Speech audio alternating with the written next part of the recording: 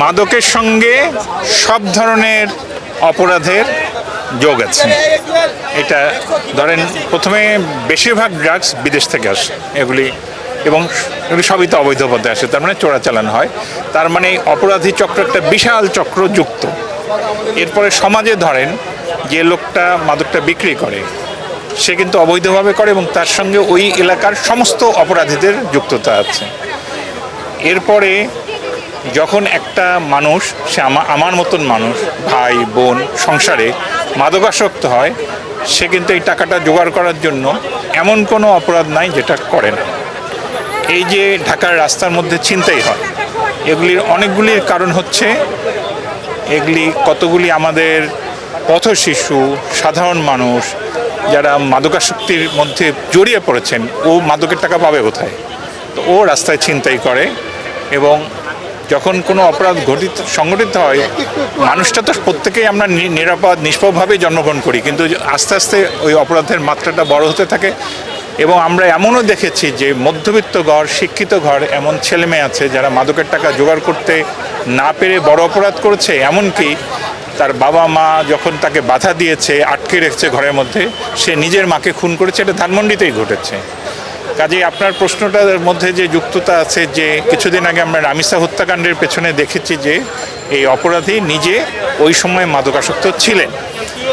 মাদক তো মানুষকে অমানুষে পরিণত করে এবং অমানুষ যে কোনো কিছু করতে পারে। তো সেই জন্যে আবার ওই কথাটাও সত্য যে আমরা এতদিন ধরে মাদকের বিরুদ্ধে কথা বলছি, কিন্তু মাদক ক্রমাগত বাড়ছে, কমছে না। এবং আমাদের কাছে ডাটা নাই, হিসাব নাই, হয়তো বাংলাদেশের প্রায় 1 কোটি মানুষ মাদকাসক্ত। কারণ আমি অনেক বছর আগে বলতাম 60 লাখ 70 লাখ, এটা বেড়েছে, বই কমে না, এবং টাকার অঙ্কে হাজার হাজার কোটি টাকা। এখন যেটা আমরা বলি যে প্রথম কথা হচ্ছে সবচেয়ে সহজ না বলা। একবার নিলে সেখান থেকে বের হওয়া খুব কঠিন।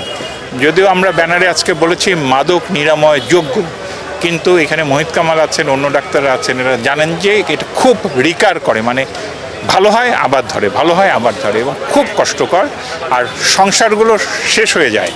এটা আমরা অনেক দেখেছি। তো আমি বলবো প্রথম কথা হচ্ছে ভাই নিবেন না, কৌতূহলেও কেউ মাদক নিবেন না। এর পরের কথা হচ্ছে আমার পরিবারের মধ্যে যে মাদকাসক্ত আছে, গোপন করে লাভ নাই, এটা বাস্তবতা মেনে নিতে হবে। তাকে প্রপার কাউন্সেলিং করতে হবে এবং প্রপার চিকিৎসা করতে হবে, রিহ্যাব সেন্টারে নিতে হবে, ফাঁকি দিয়ে কোনো নিজেকে ফাঁকি দেওয়া হবে। আর সমাজে কর্তব্য হচ্ছে পরিবারগুলিকে যে ভালোবাসা দিন, সন্তানের উপর খেয়াল রাখুন। কতগুলো লক্ষণ আছে, আমি বেশি বলছি, এগুলি আপনি এত তো প্রচার করতে পারবেন না। যেমন আপনার সন্তান বা আমাদের পরিবারের কোনো সদস্য যদি রাতে জাগে, দিনে ঘুমায়, যদি সে ঘন ঘন দরজা বন্ধ করে রাখে, যদি তার বিহেভিয়ারের প্যাটার্ন চেঞ্জ হয়ে যায়, যদি তার খাবার সময় যদি সে না খায়, এগুলি সব মাদকের লক্ষণ। এরপরে দেখা হবে সংসারের জিনিসপত্র চুরি হচ্ছে। প্রথম দিকে সে টাকা চাবে, এরপরে সে চুরি করবে এবং মূল্যবান জিনিস হারাতে থাকবে। আর মাদকাসক্তরা খুব সুন্দর করে মিথ্যা কথা বলতে পারবে, এত সুন্দর গল্প করবে যে আপনি আপনার কানের দুল খুলে দেবেন যে ওর এত একটা সমস্যা হয়েছে। এগুলি লক্ষণ স্বীকার করে নিন, চিকিৎসকের কাছে যান, চিকিৎসা দেন। সমাজের কর্তব্য কী? প্রথমে বলবো পরিবারে ভালোবাসা, স্কুল কলেজে সচেতনতা তৈরি করা, প্রচুর কালচারাল অ্যাক্টিভিটিস। আমরা গান গাইব, আমরা খেলাধুলা করব, আমরা বিশ্বকাপ নিয়ে মাতামাতি করব, আমরা আর্জেন্টিনা নিয়ে মাতামাতি করব, আমরা ব্রাজিলকে নিয়ে মাতামাতি করব, আমরা আমাদের ক্রিকেট টিম পাকিস্তানকে হারিয়েছে তাকে নিয়ে মাতামাতি করব। ঘরে ঘরে, স্কুলে স্কুলে আমরা খেলাধুলা করব। এই যে মেয়েদের ফুটবল হচ্ছে, ছেলেদের ফুটবল হচ্ছে, সব জায়গায় ছেলে মেয়েদেরকে ব্যস্ত রাখতে হবে, অন্য কাজে ব্যস্ত রাখতে হবে। সেই জন্যে ধর্মীয় মূল্যবোধও খুব কাজে দেয়। সে যদি ধার্মিক হয়, সে যদি পরহেজগার হয়, সে মাদক নেবে না, এটা আমরা আশা করতে পারি।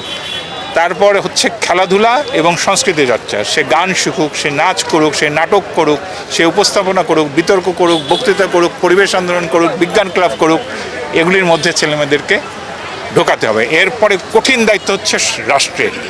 মাদক তো আমরা চাষ করি না, এগুলি কোথা থেকে আসে? কাজে আমাদের বর্ডারটা সিল করতে হবে। যারা যারা মাদকের সঙ্গে, আমরা সবসময় দেখি রাস্তায় যে বিক্রি করে, যে বৃদ্ধা মহিলাটি, অনেক সময় তাকে ধরা হয়, এবং ওরা তো ট্রাফিকিং করার জন্য সবচাইতে গরিব শিশুটাকে নেয় যাতে ওকে পুলিশ ধরতে না পারে। কিন্তু এই টাকার ভাগ সর্বোচ্চ পর্যায় পর্যন্ত যায়, আমাদের সমাজের, রাষ্ট্রের রাঘব বোয়ালরা এটার বখরা পায়। সেইখানে হাত দিতে হবে। কাজটা খুব কঠিন এবং খুবই কঠিন, কারণ আমেরিকা পারে না। মেক্সিকোতে তো মাদক সম্রাটদের নিজেদের নিজেদের এলাকা, রাষ্ট্র ঢুকতে পারে না। তো আমাদেরকে বলি যে এখনও এই দেশটা মাদক দ্বারা পুরাটা ধ্বংসপ্রাপ্ত হয়ে যাওয়ার আগে এখনও সময় আছে। আমাদের রাষ্ট্রকে, সমাজকে, পরিবারকে, স্কুলকে, প্রতিষ্ঠানকে, ব্যক্তিকে এগিয়ে আসতে হবে।